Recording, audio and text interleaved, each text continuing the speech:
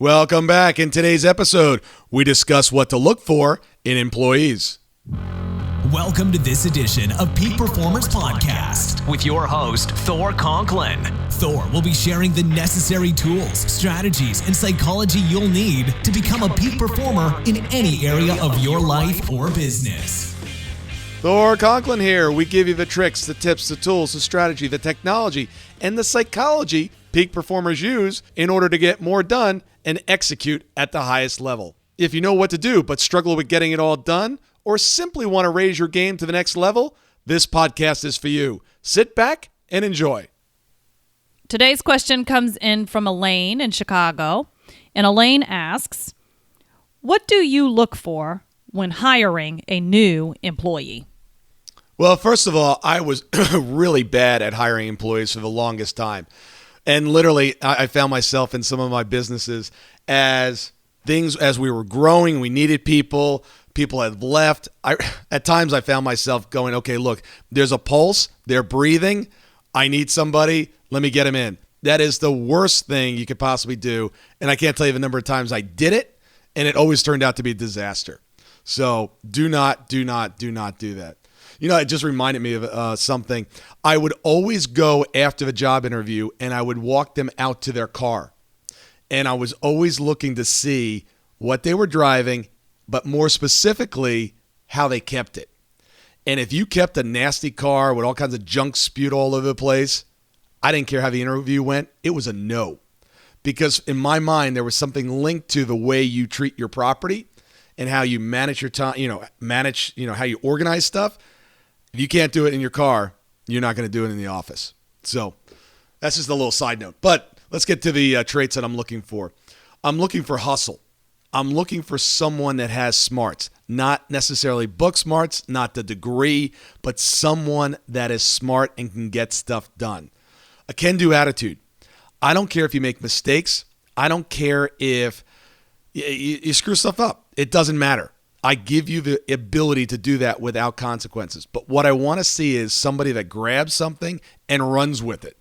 Just don't sit there. It's not about taking direction or commands from me. If I've got to tell you every single step of every single thing to do, it just doesn't make sense. I just want you to pick it up. I want you to run with it. I don't care what size font it is. I don't care what color it is.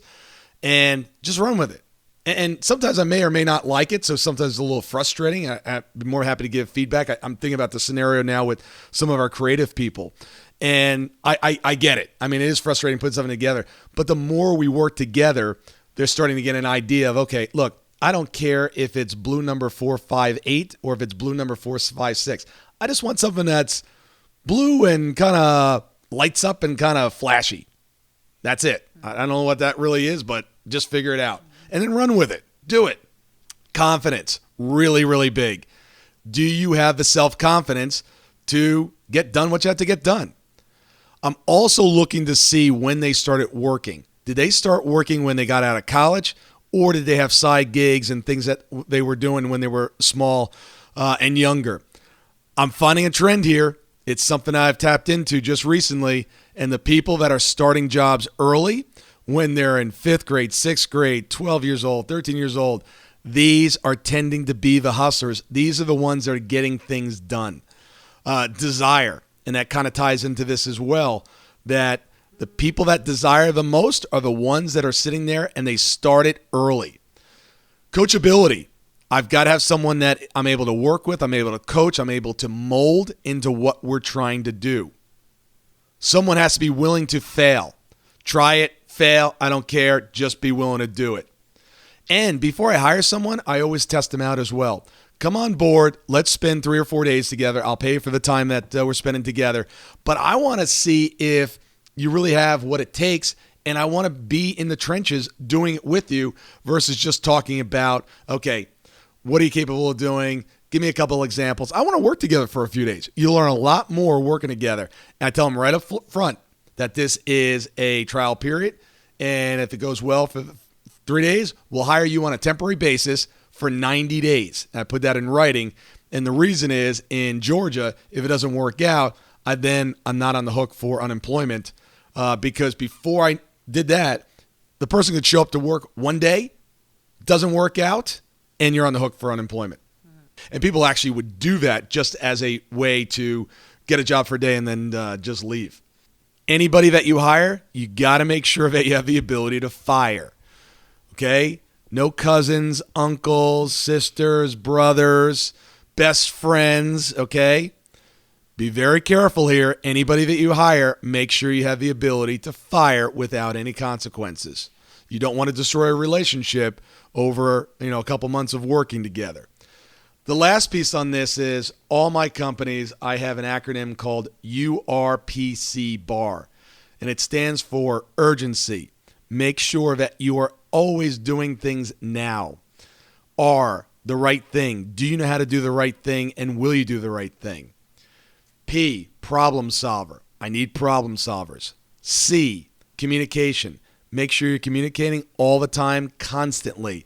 If I ask you to do something and you do it, simply shoot back a quick text, email, doesn't matter, just say done. Then it's no longer an open loop in my mind. B, do your best all the time. You don't have to be right all the time, but just do your best. Don't half-ass it. A, accountable. You've got to be accountable for what you do, and you take responsibility. And the last one is respect. You've got to respect yourself, and you've got to respect others. You've got to be a good team player. So that's kind of my list.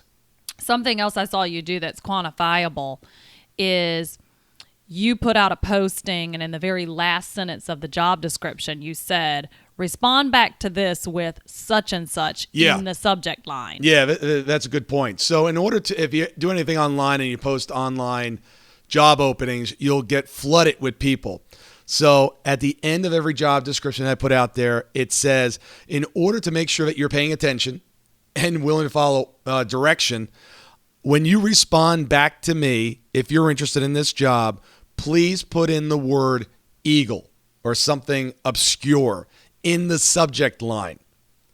And that knocks out about 50% of the people. They don't pay attention, they don't read it, and they don't do it. And I'm like, if you can't follow that first instruction, you're not going to be a good team player for me. And then you had another thing that you'd do once they wrote you back. They'd write you back, and then you'd say, great, now I need you to go online and do such and such and such and such. And some people did that and some people didn't, and some people did it immediately. Yes, absolutely. And then that told you something about them. The urgency piece was sort of demonstrated by how quickly they would do what you had asked them to do after having spoken with them from that first response. Yep. Yeah, it was kind of funny. Part of it when I was launching the podcast and people were writing in to get jobs to do the editing piece, I'm like, great. Listen to episode number, whatever it was. Give me your thoughts on that episode and go to iTunes and leave me a rating. Mm-hmm. And the great thing about ratings when you're doing this with job seekers, no one's going to give you a single star. Mm-hmm. So I always got 5 stars. I should run like a job right now just to get some more ratings on iTunes. You should. But that's really not congruent with my integrity, so I won't. But then you shouldn't. Then I shouldn't. But yeah. That's I want to see, are they willing to jump through some hoops to move forward? Because most people are interested, they're not committed. And I want to weed out the interested people really, really fast. And you weren't asking them to do anything out of the ordinary. No, I mean, look, you're going to be working alongside me doing this every single day. I mean, if you can't listen to one podcast for 30 minutes and give me some feedback of what you thought about it, because you're going to be listening to these things every single day. Right. So if this is not your lane, okay, that's cool. Let's learn that now. Absolutely. Thank you. Thank you so much for listening today. I really do appreciate your time, and I hope you found today's show valuable. If you would like to receive these shows automatically to your phone or to your computer, simply go to iTunes and subscribe. After listening to several of the shows, if you're so inclined, please leave us a 5-star rating, as this helps us reach additional people and spread the message. If you're truly committed to taking your life to the next level and doing whatever it takes to become a peak performer, but something's holding you back, something is blocking your way, and you just can't seem to figure out what it is, send me an email to info@thorconklin.com, and I'd be more than happy to get on the phone with you. We'll schedule a 15-minute discovery call. No obligation, no cost. I absolutely love to hear from the listeners, and if there's something I can do to help, I'd be more than happy to do that. Also, if you found something of great interest in today's show and you want to share that with your friends and family, simply go to my Facebook page, Thor Conklin, click on the episode, hit the share button, and share it on your page. You can follow me at Twitter at Thor Conklin. The website is thorconklin.com. We're constantly adding new free resources, discussing additional tricks, tips, tools, and strategies on how to be a peak performer. Remember, I try to keep these episodes short so you can listen to them during dot time, doing other things, commuting, driving, walking, working out. Decide to be a peak performer in all that you do. And until tomorrow, have an absolutely amazing day.